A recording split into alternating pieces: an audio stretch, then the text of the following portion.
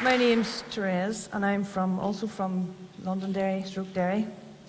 And I'd just like to talk today about the space between failure and success. Now, if I was to say to you that there's no such thing as failure, some may think that's quite a bold statement. But that's what I was told when I was very young. So I'd just like to spend the next few moments talking about my life experiences and how I overcame such things as failure. I'd like to start off, first of all, by introducing this cheeky chap. This was my role model, the International Man of Mystery, a title he earned well. And he was my mentor in life and business, my best friend, and also my father. He taught me a lot of things. When I was very young, maybe perhaps about 5 or 6, the first thing he taught me was that the world is your oyster, there is nothing you cannot achieve, and there's no such thing as failure. So when you're about 5 or 6, you're thinking, yeah, okay, I get that, yeah, okay, right, what can I do? I know. I'll aim high. 2nd of March 1979, Master Killy came to our house with the Childcraft books, which is part of the World Encyclopedias, and I fell in love with space, and I wanted to be an astronaut. And this is the book, I still have it, page 108 and 109. As you can see, it's torn, very scrubby. I wanted to be an astronaut, that was it. Talk about setting yourself up for failure. I asked Mom, what do you think? Do you think can I be an astronaut? Sure, well, no problem. There's nothing you can't achieve. Okay, let's go. So I went to school. Oh dear. Armed with this great advice, I went to school and, well, didn't work out so well. These are you can see I have ripped them up, yes, yes, yes, I ripped them up. All I did at school for 7 years was talk about space. I drove the teachers mad, and I didn't do anything else. I looked out the window all the time. I was disruptive, very disruptive. Can you imagine my poor mother? She had moved me schools for the same reason that Deirdre has moved schools, because I went to a better school, different religion, because she thought that I was bright, I was intelligent, and twice a year she got one of these. Just wasn't working out.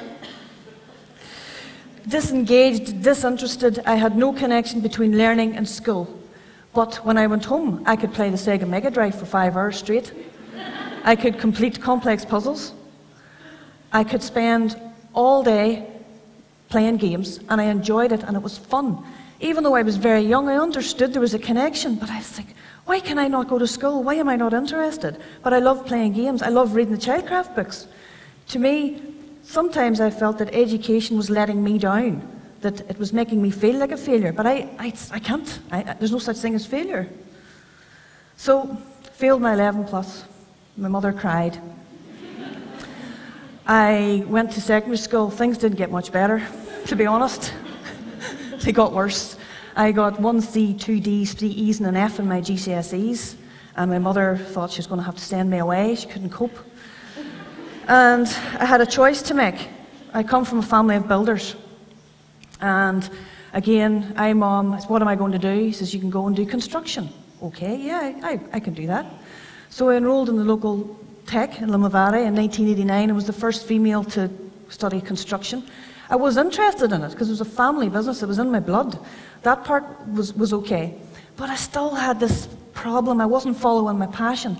Could I follow my head and try and get a qualification before my mother ends up ill?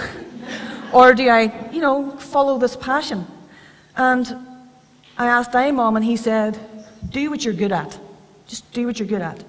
The problem was that I had a very unusual talent. Because when I was 13, I asked Mom, lived in a farm, can I learn to drive? Because the ride-on lawnmower just wasn't doing it anymore. Of course, Mom was like, yeah, sure, let's go. He put me into an M5 BMW, very fast car, and he said, let's go.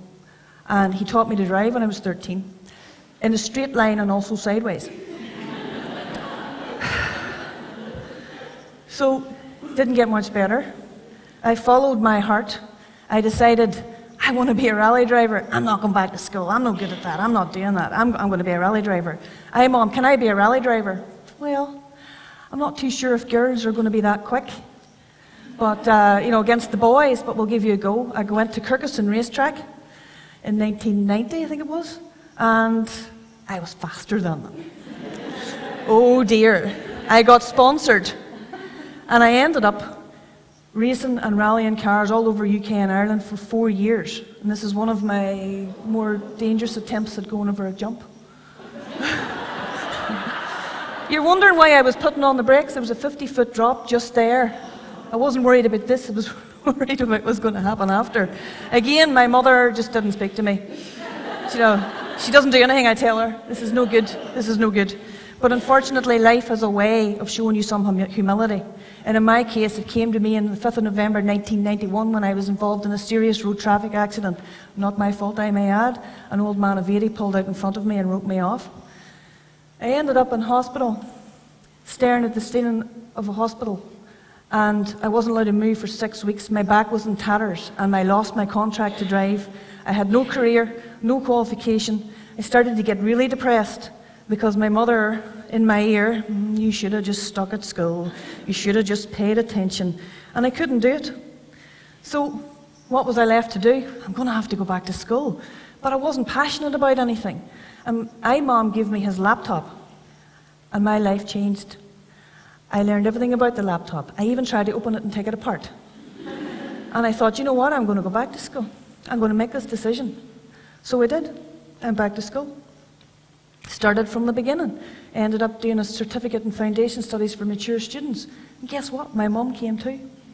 She did the course as well. So I'm thinking, life's okay now, I can cope, I've got myself back on track.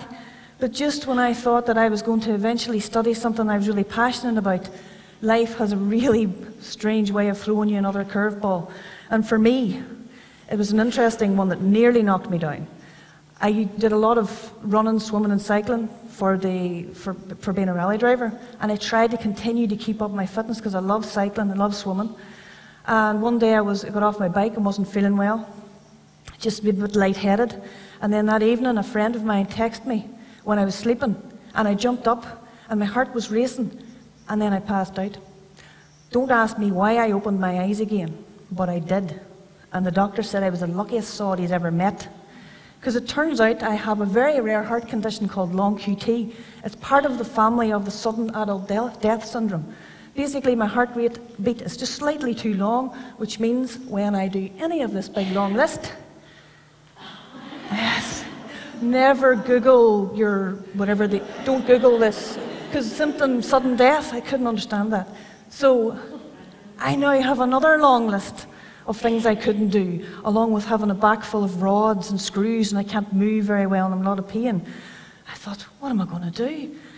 Am I going to drop out? What should I do?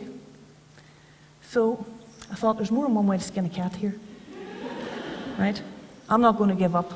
I got a defibrillator implanted here, which was a big decision to make. And I swapped my beloved bike for something a little more laid back. It's a recumbent trike. I just continued on, and I stuck at university. I didn't drop out. Just made me more determined than ever. So through my journey, I've learned that you have to do it your way.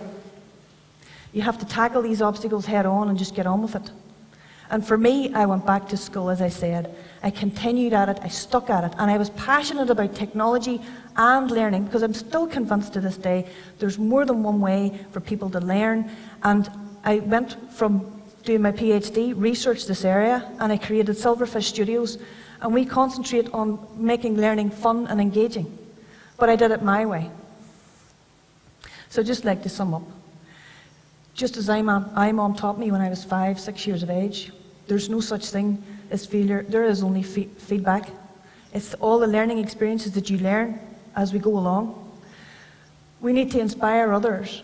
You don't know what little kid is sitting in the back of the room trying to think, how can I build a rocket and get out of here?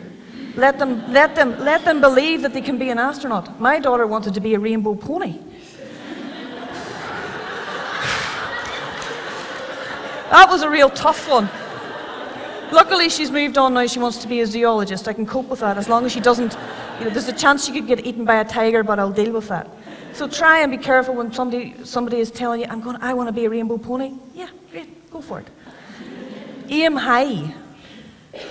Don't be deterred. If you do not conform, just reach for your dreams. Be brave. What's the worst can happen? Learn to dodge. You have to dodge these curveballs because you don't want to end up on the ground. Don't let yourself end up on the ground. And finally, do it your own way. Don't let other people measure you by their success. Sorry, just finish here. In life, it's not what happens to you, it's what you do after that counts. Thank you.